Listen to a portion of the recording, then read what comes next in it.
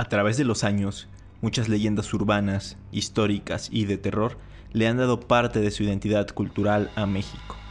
Semana a semana, vamos a hacer un recorrido por todas ellas. Esto es Leyenda Urbana MX, con Ismael Méndez.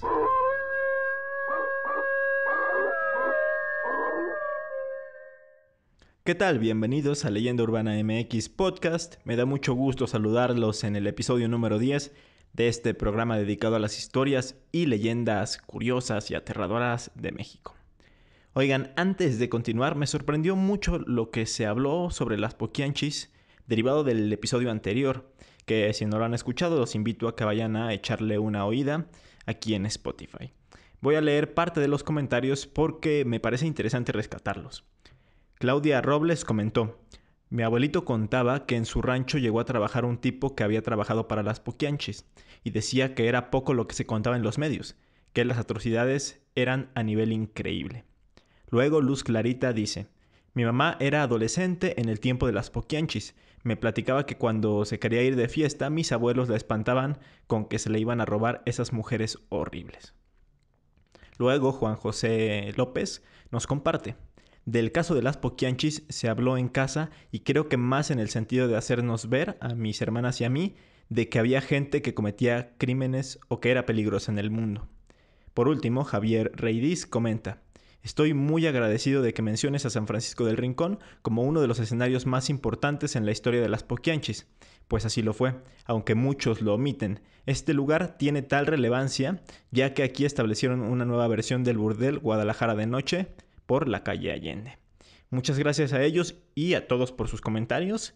Por cierto, creo que estaría bueno a partir de ahora seleccionar un par de comentarios del capítulo anterior para mencionarlos antes de hablar sobre lo que se tiene preparado para la semana en curso. Espero que les guste la dinámica, ya que para algunos puede alargar mucho la introducción, pero en lo personal siento que está bien porque amplía la interacción con todos ustedes. En fin, sobre el tema de hoy, el cual ya vieron en el título y en la portada obviamente, ya hablé en un video de mi canal hace ya algunos años y es sobre animales que presagian muerte.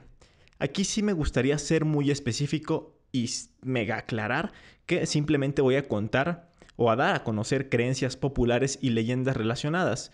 En ningún momento estoy diciendo que sea cierto o que por eso hay que despreciar a estos animalitos, y lo enfatizo porque en YouTube sí me llegan comentarios de este tipo diciendo que yo estoy haciendo apología a que sean vistos con malos ojos, etc.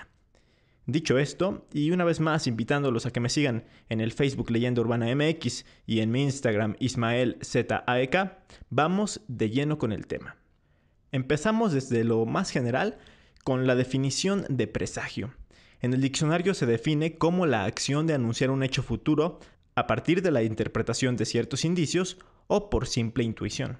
Los presagios pueden considerarse buenos o malos dependiendo de su interpretación y de la forma en que haya sido dicho. De hecho, vienen de la rama de la adivinación y esto nos lleva a distinguirlo porque hay presagios que se buscan, o sea, una persona quiere saber lo que va a suceder y por ello acude a que, por ejemplo, le lean las cartas, el café o van con algún supuesto vidente, entre otras cosas. Pero hay otro tipo de presagios que son los involuntarios. Simplemente llegan o aparecen, son signos, símbolos o sucesos que mediante cierta interpretación tienen un significado específico. Por ejemplo, aquí en México son muy conocidos los presagios funestos. 10 años antes de la conquista de México, Moctezuma comenzó a ver una serie de señales de sucesos atípicos que supuestamente anunciaban la caída del Imperio Mexica. Entre ellos estaba la aparición de una espiga de fuego en el cielo, un incendio en el templo dedicado a Huitzilopochtli o una extraña marejada en el lago de Texcoco que inundó parte de la ciudad. En lo personal, mi favorito es uno en donde una mujer caminaba por las calles de la Gran Tenochtitlan llorando y lamentándose. Esto dio origen a la leyenda de La Llorona, pero no nos vamos a meter en esto porque ese es un tema para próximos episodios. A lo largo de los años y en diferentes culturas, los animales también han sido parte de estas interpretaciones. Algunos auguran buena suerte, algunos más justificados que otros, por cierto. Por ejemplo, en la antigüedad se creía que las ranas eran de buena fortuna, pero esto era porque su llegada significaba que llovería y por lo tanto las cosechas se veían beneficiadas. Sin embargo, hay otros animales que dicho sea de paso, injustificadamente y solo por creencias o mitos, son considerados como portadores de mala suerte o incluso desgracias. Un grupo de ellos se piensa que específicamente anuncian la muerte. Mira, hija, déjate de ironías. Ese indio y yo tuvimos un altercado. Ve tú a saber si la piedra que mató al caballo no iba destinada para mí. Si Tizoc hubiera lanzado esa piedra contra ti, te habría dado exactamente en la cabeza. Y ahora sería el caballo el que lo estaría contando. Sea como sea, ese muchacho te salvó la vida. Y tienes que recompensarlo. Aquí en México hay un dicho muy popular que dice: cuando el tecolote canta, el indio muere. Muchos lo recordarán por la película Tizoc, Amor Indio, de 1956, dirigida por el icónico tocayo Ismael Rodríguez e interpretada por Pedro Infante y María Félix, de la cual, por cierto, extraje el audio que acabamos de oír.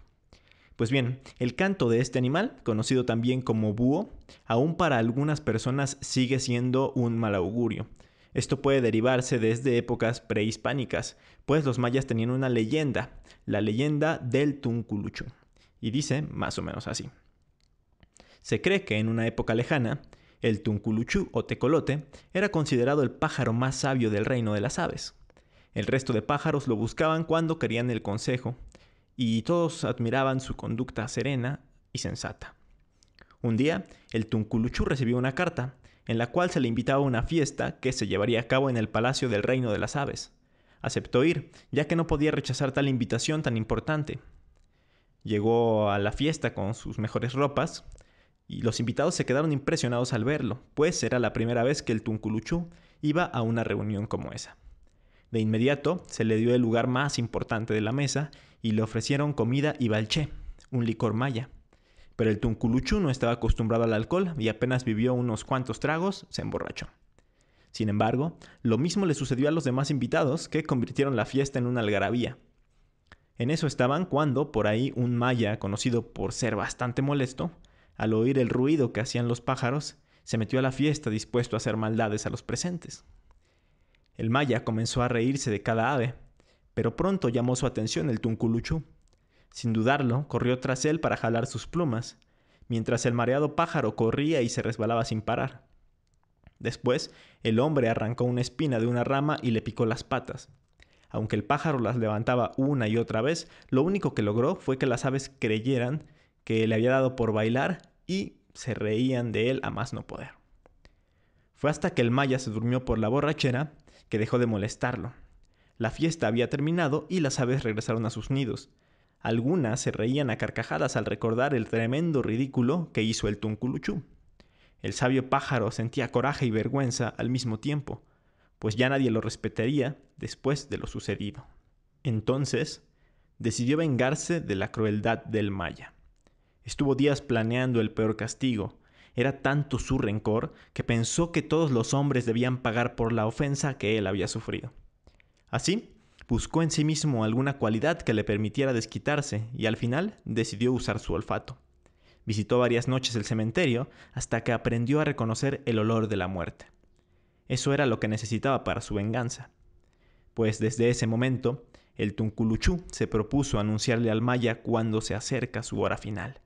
Se posa cerca de los lugares donde huele que pronto morirá alguien y canta un par de veces. Por eso dicen que cuando el Tunculuchu canta, el hombre muere. Y no pudo escoger mejor venganza, pues su canto hace temblar de miedo a todo aquel que lo escucha.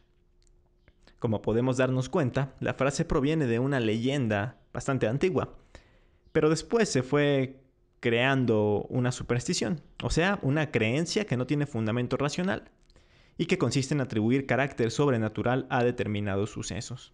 Pero curiosamente, en el video que hice específicamente hablando de los tecolotes, mucha gente me comentó que sí han vivido sucesos relacionados con la leyenda. Muchos de ellos coinciden en que estaban cuidando a alguien enfermo y una noche antes de que falleciera la persona en cuestión, habían escuchado el canto de un búho. ¿Coincidencia? Júzguenlo ustedes mismos. Muy similares a los tecolotes son las lechuzas, y lamentablemente ellas sí han sufrido mucho por creencias extremistas.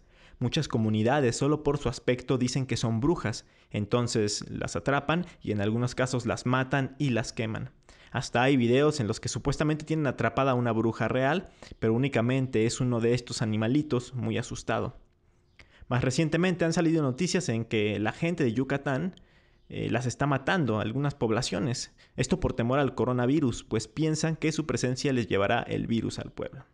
En fin, hay que tratar de hacer conciencia y eliminar ciertas supersticiones que acarreen este tipo de maltratos. For the most wild, yet most homely narrative which I am about to pen, I neither expect nor solicit belief. Mad indeed would I be to expect it, in a case where my very senses reject their own evidence. Yet mad am I not, and very surely do I not dream. Esto que acabamos de escuchar fue un fragmento de El gato negro, un cuento de horror escrito por Edgar Allan Poe en 1843. De hecho, este audio está narrado por el actor Christopher Lee, quien interpretó a personajes como por ejemplo Saruman en la trilogía del Señor de los Anillos. Pero en fin, seleccioné esto porque vamos a hablar de otros animales que desde la antigüedad han sido juzgados y considerados como un símbolo de mala suerte: los gatos, y específicamente los gatos negros. Los antiguos egipcios consideraban a estos animales sagrados, se les asociaba con la protección y eran venerados. Incluso algunos de sus dioses eran representados con características de estos felinos. Por ejemplo, la diosa Bastet, ella representaba el amor y la armonía, era la protectora de los hogares y los templos, y su cabeza, su cara, era la de un gato. Entonces, ¿en qué momento se empezó a distorsionar la imagen de los gatos? Pues bien, vamos a ubicarnos en Europa unos cuantos miles de años más tarde, en el siglo XIV y XV para ser exactos. Pues en ese tiempo se desató la peste negra, una enfermedad que se calcula mató a unas 100 millones de personas en todo el mundo. Se comenzó a correr el rumor de que los gatos eran quienes propagaban la epidemia y fue entonces que comenzaron a ser mal vistos. Hay otra versión en la que pues no coinciden mucho las fechas, pero de igual manera se las cuento. Se dice que el Papa Gregorio IX declaró que los gatos eran una criatura diabólica, una criatura del diablo. Esto a principios del siglo XIII. Y se dice que esto desembocó en una masacre de gatos en toda Europa. Así, cuando llegó la peste, que en realidad era transmitida por las ratas, no había la cantidad suficiente de gatos que controlaran la plaga, y así fue como empezó a expandirse. Luego también en la Edad Media surgieron otras creencias donde pues eran asociados con las brujas, la magia negra y la hechicería. Hasta se contaba que las mismas brujas se transformaban en gatos negros para cometer sus fechorías. Así pues, con todo este trasfondo, se fue pasando por generaciones la creencia de que los gatos negros traían la mala suerte e incluso que anunciaban la muerte. Más recientemente hubo un caso ciertamente peculiar en un centro de rehabilitación para ancianos ubicado en Providence, Rhode Island. Pues en el año 2007 llegó un gato llamado Oscar. Este felino tenía 2 años en ese entonces y había sido abandonado junto a sus 6 hermanos, y pues un doctor de ahí del recinto decidió adoptarlo para que acompañara a los pacientes y hacer pues su día a día un poco más llevadero con una mascota. Luego de unos meses de integrarse a su nuevo hogar, este gato Oscar paseaba por los pasillos, miraba a los pacientes, los olía y se acurrucaba a dormir con algunos de ellos. No obstante, una particular coincidencia comenzó a llamar la atención del personal. Cada vez que el gato se acostaba en una cama, el enfermo internado en la habitación moría algunas horas o días después. La primera vez que se notó esta casualidad fue cuando Oscar entró en la habitación de una paciente que tenía un coágulo de sangre en su pierna. La mujer se había quejado por el frío que sentía en su extremidad, en la cual ya no circulaba la sangre, y quedó sorprendida al ver al gatito acurrucarse alrededor de su pierna. Según un doctor de ese sitio, el felino se mantuvo en esa posición hasta que la mujer murió. Luego hubo otras 12 coincidencias más, y aún se negaban a creer en la habilidad que tenía este felino para detectar a los pacientes que iban a morir. Hasta que una semana después, un médico determinó la muerte inmediata de un paciente debido a su delicada situación, pero el gato no se apareció. Sin embargo, 10 horas después fue cuando el felino entró a su habitación y por fin ese paciente ya falleció. Con más de 100 muertes predichas hasta el año 2016, el gatito, que pues tenía ya unos 11 años, se había convertido en el foco de investigaciones. decían que era capaz de percibir algunos olores que desprende el cuerpo antes de morir. Esta teoría fue apoyada por varios médicos, algunos colegas de ahí del sitio y profesores de la salud también. Porque pues se supone que sí hay ciertas sustancias químicas que se liberan cuando alguien se está muriendo. Y pues este gato, bueno, no sé si nada más en particular él o muchos otros de su especie, pues pueden olerlos y sentirlos. Y así es como pueden detectar rápidamente una enfermedad o pues detectar que el paciente pues ya está a punto de fallecer. Y es que en sí, como sabemos, algunos sentidos de ciertos animales están mucho más desarrollados que los nuestros. Pero, ¿ustedes qué opinan? ¿Casualidad o en realidad el gato sabe quién está cerca de la muerte? Lo que a mí me causa de verdad intriga es saber cómo reaccionan los pacientes cuando el gato va a acomodarse con ellos, sabiendo la fama que tiene este felino.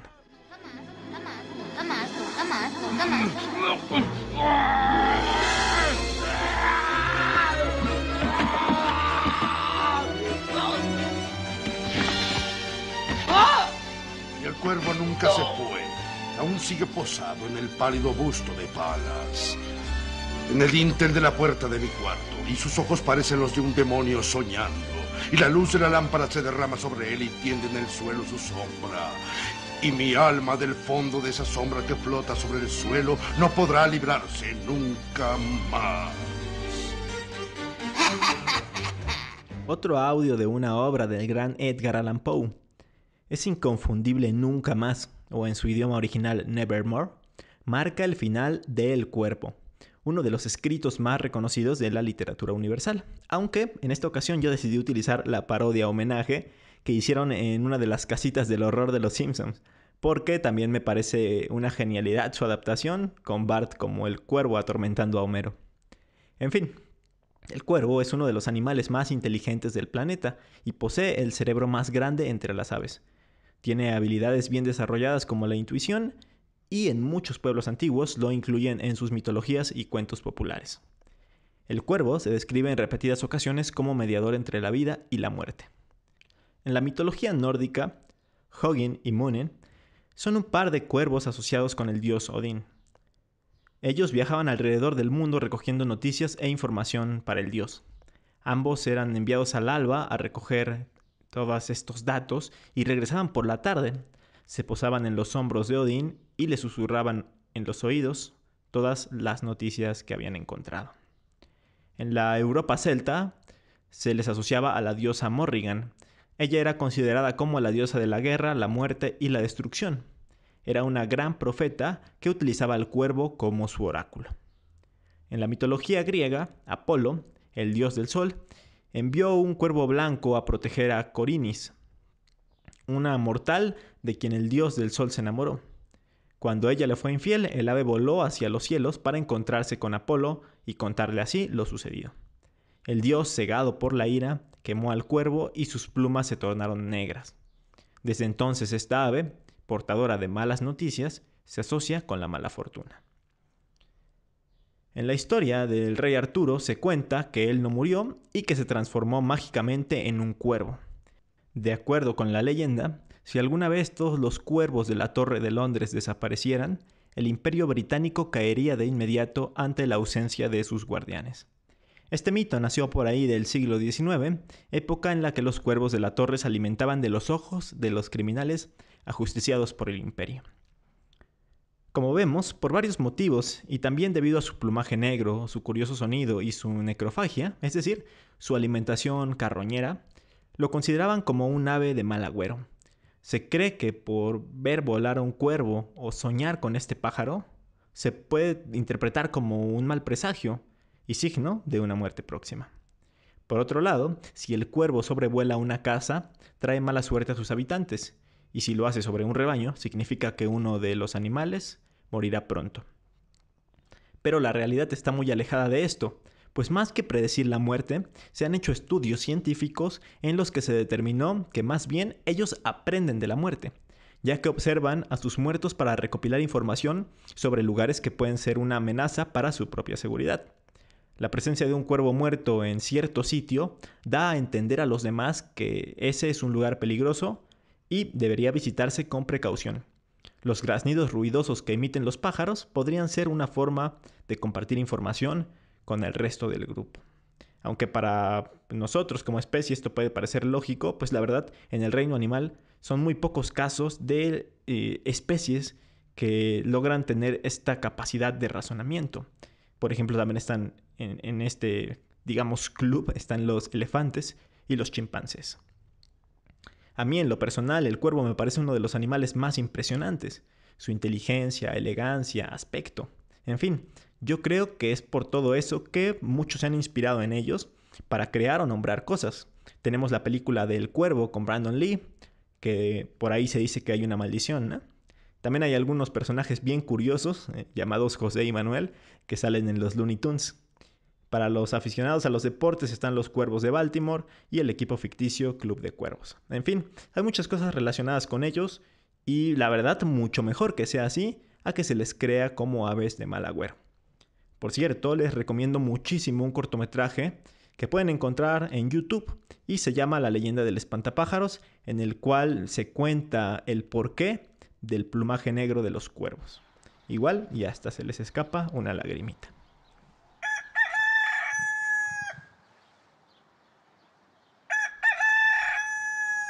En esta siguiente y última sección voy a mencionar a muchos otros animales, pero sin profundizar tanto en sus casos. Esto porque se consideran presagios, pero solo si hacen ciertas acciones o si son vistos en lugares muy específicos. Zorros. Las creencias populares dicen que cuando este animal se cruza en el camino de un conductor, de derecha a izquierda, es una señal de mal augurio. También se cree que cuando un zorro entra a una casa de día, sin que pueda salir después porque no encuentra el camino, es el anuncio de que alguien cercano a esa familia morirá. Mariposa negra. Debido a su color y al ser animales nocturnos, en la antigüedad se les relacionó con seres malignos o incluso con brujos. Actualmente la presencia de esta mariposa negra se cree que es sinónimo de muerte en horas próximas. Luego hay otro insecto al que se le conoce popularmente como ratón viejo, del que se dice lo mismo que la mariposa negra. Si se le ve cerca de una casa, si se queda parada en los muros de esa casa, alguien va a morir en muy poco tiempo. Aunque en sí estas son una especie de polillas. Debo decir que a mí sí me causan un poco de incomodidad, la verdad, no por lo que se cree, sino por su aspecto. La verdad se me hace un poco raro. Caballos. Una creencia que de hecho se dice que es muy antigua, cuenta que si un caballo mira fijamente a una persona durante el funeral de otra, está anunciándole que él será el próximo en morir. En un caso similar como al del tecolote, tenemos otra ave, la calandria, que es un pájaro muy curioso. Se cree que si esta ave anida en una casa, es símbolo de que alguien de ese hogar fallecerá muy pronto. También las creencias populares dicen que si la calandria mira fijamente a una persona enferma, lo curará, pero si rechaza la mirada, rechaza verlo, quiere decir que morirá.